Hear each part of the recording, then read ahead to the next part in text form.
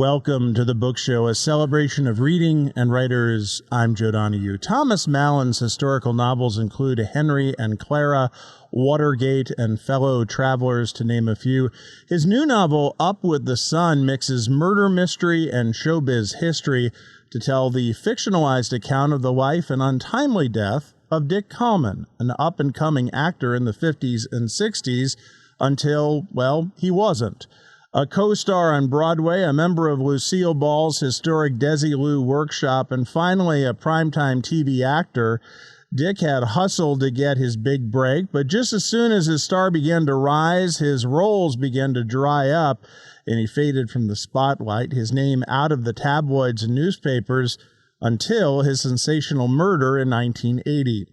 Part crime story, part showbiz history, and part love story, the novel is about personal demons and dangerously suppressed passions that span 30 years of gay life, the whole tumultuous era from the Kinsey Report through Stonewall and finally AIDS. Thomas Mallon is the author of 11 novels. He is a frequent contributor to The New Yorker, the New York Times Book Review, as well as many other publications. The new novel is Up with the Sun, and we welcome Thomas Mallon to this week's book show. How are you? I'm fine. Thanks for having me. I'm sure this is a common reaction. I had not heard the name Dick Kallman prior to reading the novel. What brought you to him? How did he arrive on your radar?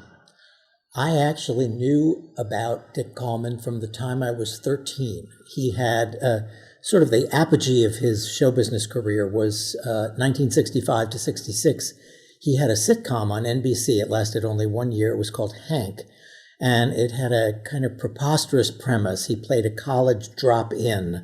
He had no money for an education, and he would dress himself up in disguises so that he would look like students he knew were going to be absent on a particular day. And so he was always being chased down by the registrar and so forth.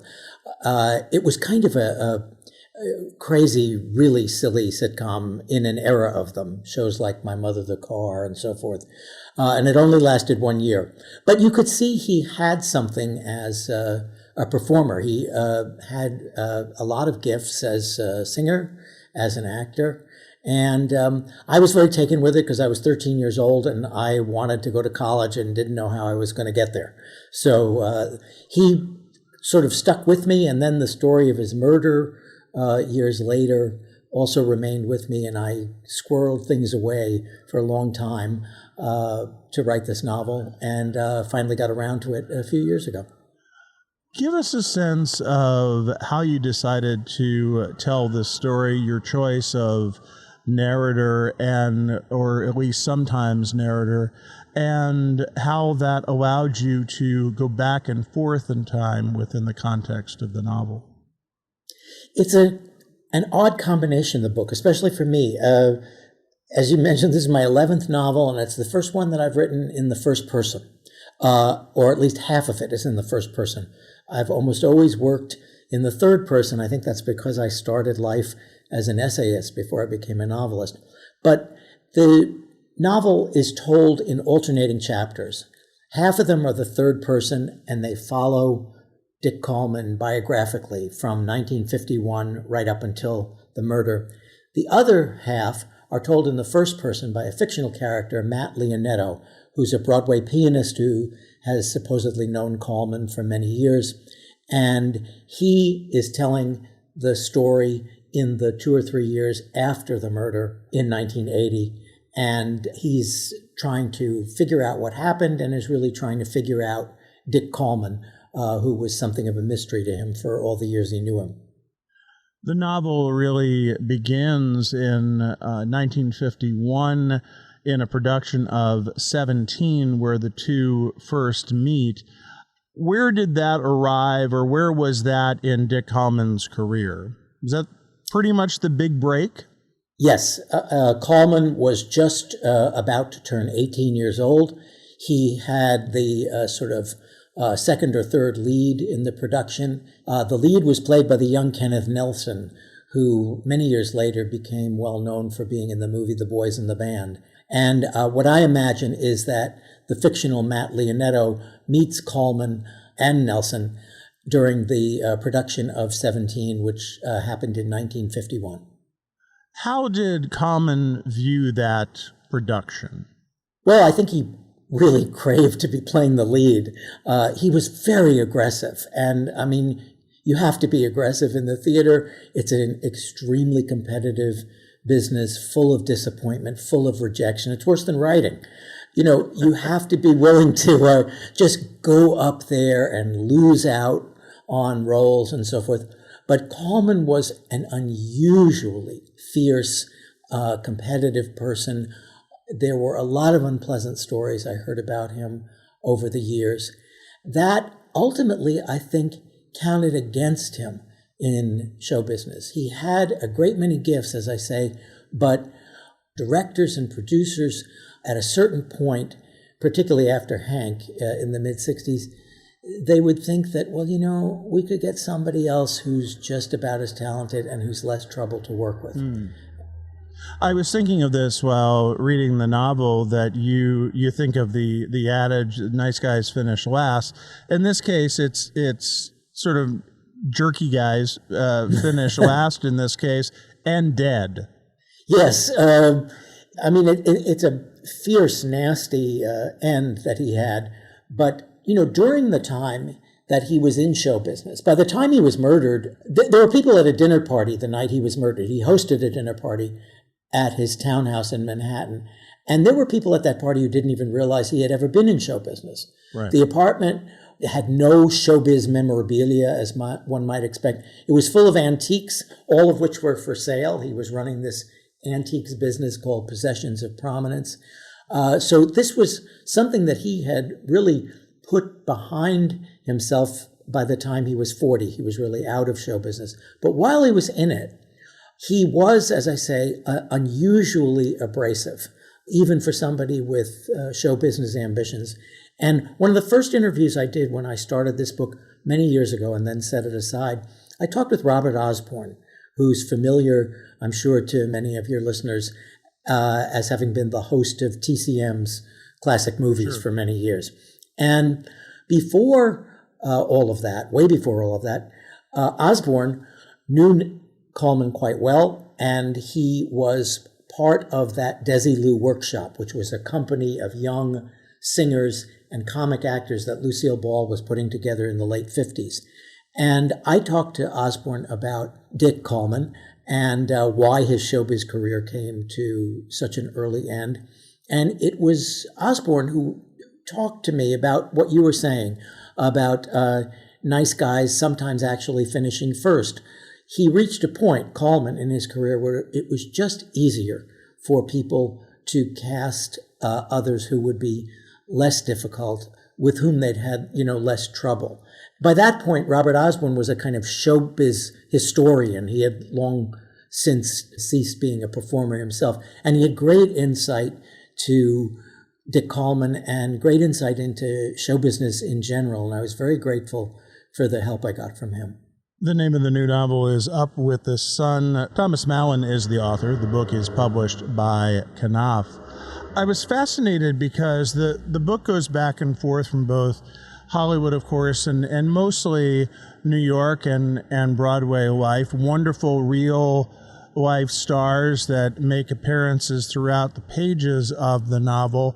I'm hoping you can just give us a sense of what you write in the author's note at the very beginning of this is a fictionalized life, but so much of it is true, and how you reached that balance that you wanted to reach. Well, it's always a sort of slippery slope with historical fiction, and I think you have to calibrate the novel you're writing sort of on a case-by-case basis. You make decisions. Can I change this? Can I change that? I mean, I preceded this novel with a political trilogy. Watergate, a book called Finale about the Reagan years, a book called Landfall about the Bush years. And I don't write alternate history fiction. I would never have, say, the President of the United States be in a place that he wasn't on a certain day. If something's historically verifiable, and readers are easily going to know it, I don't resist reality. I give in to reality, try to cooperate with it. But here, a lot of these figures are very obscure or entirely forgotten. And I basically stuck to the timeline of Kallman's career and stuck to the timeline of the criminal investigation of his murder and the trial. But I certainly did change things a bit and certainly did invent things where there was no record of what had actually happened.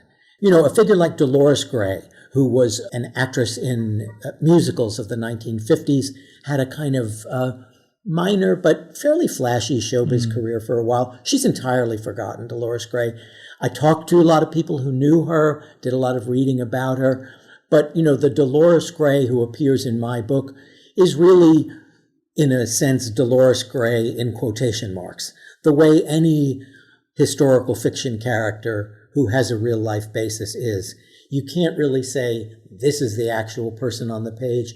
It's your refraction of that person. It's your sort of displacement of them from strict reality into a plausible sort of half or three-quarters reality. And I think that Dolores Gray, who's in the novel, is probably a less appealing, less kind person than she might have been in real life. I mean, that's not based on nothing. It was based on quite a number of stories I heard. But, you know, they begin to settle in your mind, and that becomes the basis for a characterization that is not the same as biography. But very similar to Kallman in the sense of somebody who wants to be known, wants to be the center of attention, and is going to make their life seem a lot better than it may actually be at that moment.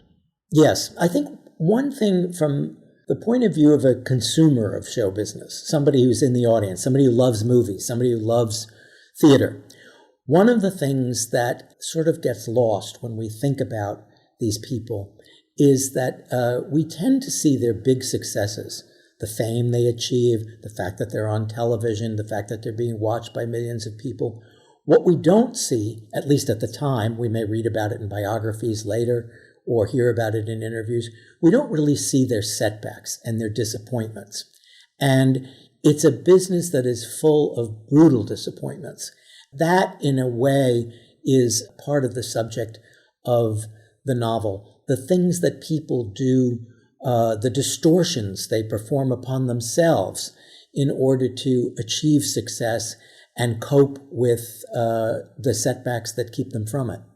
Certainly that is the case. And if you add to that both in Kallman's case and also with Matt Leonetto, these are men who are closeted. So not only are they dealing with what show business is, but there is this fear, this constant fear of, for want of a better term, getting caught.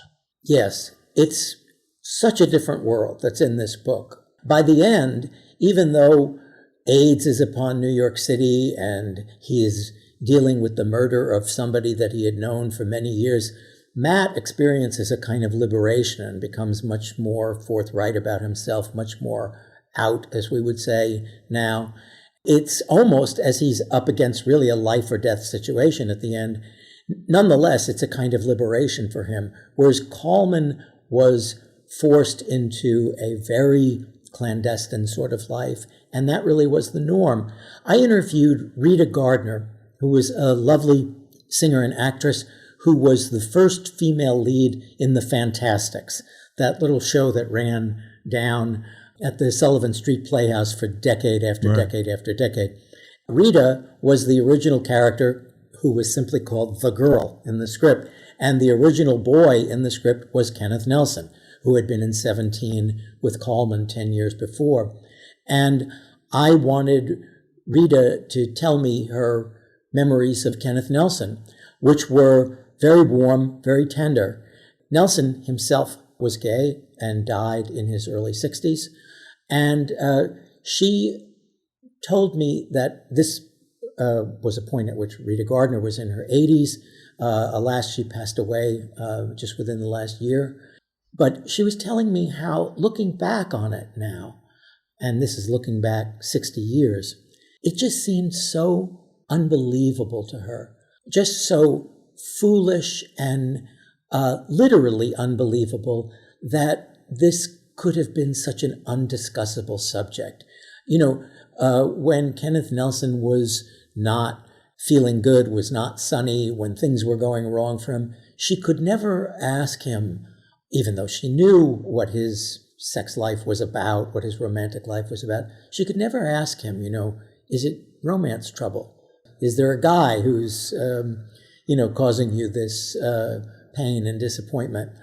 It was so absolutely locked down, even in the much more relatively free precincts of show business. In the novel, Nelson is the one that got away for Dick Kallman. And when you look at the two wives, Nelson's does seem to be more successful, but it also seems to be a bit happier. Nelson definitely had his disappointments, but I think that he was a much more well-liked person than Dick Kallman. I never spoke to anybody, chiefly Rita Gardner, Carol Cook. All of them had very tender memories of Nelson. He seemed to inspire a kind of protectiveness in people. But with Kallman, I had the sense that he never really felt happy, never really felt fulfilled, and he would just sort of double down on his impossible behavior. One of the first things I read about him was a TV Guide article, a profile of him from the time that he was doing Hank in the mid-'60s. And the profile of him was, what in journalism would be called a takedown piece.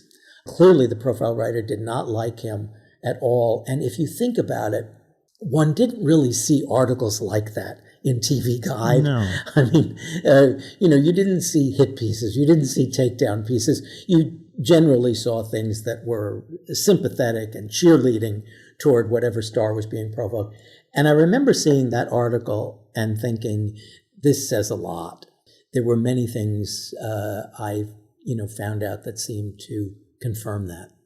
Talk for a moment about the Matt Leonetto character. This is a pianist who works on many of the productions throughout Broadway, started in that production of 17 when Kallman first got his start on Broadway, and the two crossed paths over the years, and as you talked about earlier, is an alternating narrator in the story. I'm interested in what you wanted to portray Matt as, because he really is the center of the book and sort of bringing us into this world and the troubles, and as you say, also a gay man working in show business who is dealing with his daughter and that relationship, and sort of hearkening back in the more contemporary chapters as to what life was like.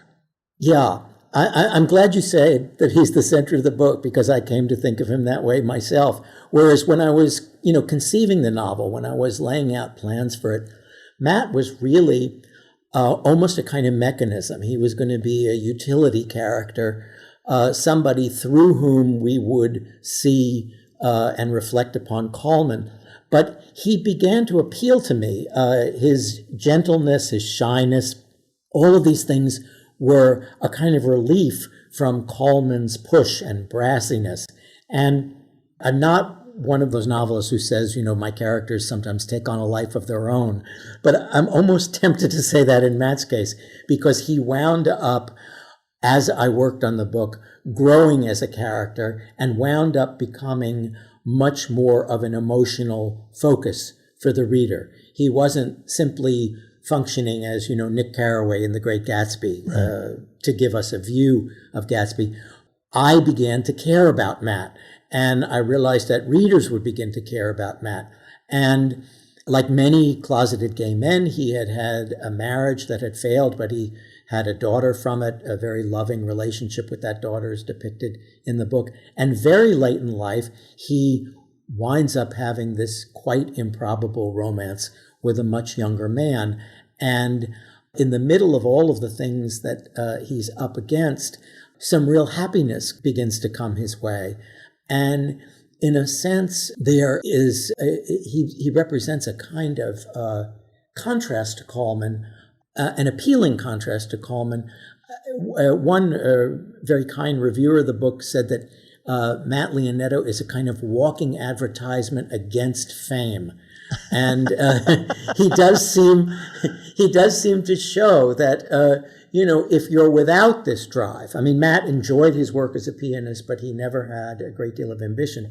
If you're without this drive and you're not courting this constant rejection and disappointment, your emotions are open to the possibility of happiness in a way that they wouldn't be otherwise. And that happiness, in a very odd, abbreviated way, does begin to come to Matt in the course of the book. And it's a beautiful love story between Matt and Devon that grows throughout the novel and is really sweet. Thank you. I mean, and it was a surprise to me. Devon is another character. Devon was supposed to come and go within the space of a couple of paragraphs. He's a young he's a clerk in the 19th Police Precinct in Manhattan. But he sort of, had a mouth on him, and he was kind of flirtatious and whatever. And before I realized it, I was on the page creating a situation where there were these two characters who wanted to see each other again. And so I let them. And that took off as a plot line that was not really in my original conception of the novel. I can't let you get away without talking about Lucille Ball, and it's such a point of the book and is alluded to in articles about Dick Kallman. So what happened there? Well, Lucille Ball in the late 50s was one of the most famous women in America, one of the most talented, one of the most beloved. Her career was in a strange place. Her life was in a strange place. She's in her late 40s. Her massively successful TV series, I Love Lucy, which everybody in the 50s watched, that's beginning to wind down. Her marriage with Desi Arnaz is beginning to break up, and she's a bit lost. She's looking for ways to continue her career, which by that point had been very long-standing. She'd been in the movies long before she'd been in television. And one of the things she does while she and Desi Arnaz are running Desi-Lu, which is an enormous television production company in Hollywood, she forms this workshop and recruits bright, young comics, singers, whatever, and sort of trains them in using their talents for television in particular. And she puts together this review, which was broadcast in 1959 on TV. And Kallman was one of the people who was lucky enough to get a slot in it. Another was Carol Cook, a wonderful woman, comedian, singer, tremendous performer, who just died short of her 99th birthday. I interviewed Carol for this book when she was 95. She was sharp as a tack. She was full of insights and good stories about Kallman, about Lucy, whatever. And another member of that workshop was Robert Osborne, who had these kind of good leading man looks, but he lacked the push that somebody like Kallman had. He was a gentleman, college educated, and so forth. And he told me what is really my favorite Lucy story in connection with this book. He said that Lucille Ball one day sort of sat Osborne and Kallman down together, and she said in her kind of raspy cigarette cultured voice, she pointed to each of them in turn and said, "You need more of what he's got, and he needs more of what you've got." And what she meant was that, Robert needed a little bit more in the way of push and ambition and drive, and Kallman needed to tone it down a little and, not be so overbearing the way he could be as he tried to get ahead. There, of course, is the murder of Dick Kallman. Are there still questions for you in that, or was that pretty much decided as to what happened that night? I have altered and added things about that night and done that sufficiently so that the people involved in the crime, they're not named in the book. I've gone further in fictionalization of those people and their actions, and they really do appear as characters with other names, because they're really not the real people. But the basic outlines of the situation comport with what actually happened. I talked with the prosecutor in the case. I talked with one of the judges who oversaw the criminal proceedings. I read voluminous police reports, trial transcripts, and whatever. But it deviates because this is, after all, a novel. It's not a true crime book. But in terms of the basic story, I think it's, to a great degree, we know it to be factually. The wonderful archival photographs that are included at the beginning of most of the chapters from that time, and usually having to do with that moment that you're writing about. Yes, I wanted to include them for a number of reasons. For one thing, even the people who are real in the book and are there under their own names and so forth, they have become so obscure to people, certainly people younger than myself. They've become obscure. And I wanted people to be able to picture them. And the other reason those pictures are there, there's a kind of conceit in the book where Matt, who's at that dinner party on the night of the murder, walks away with a scrapbook of Kallman's. He's been given it sort of for safekeeping by Kallman's young partner. But I think the reader sort of imagines, as do I, that these are pictures that come out of Kallman's scrapbook, his show business scrapbook. Up with the Sun is the name of the novel. It is published by Knopf. Thomas Mallon, what a pleasure to have you on the program. Thank you so much for being with us. Thank you, Joe. A pleasure for me as well. Again, Thomas Mallon's new novel is Up with the Sun. It is published by Knopf.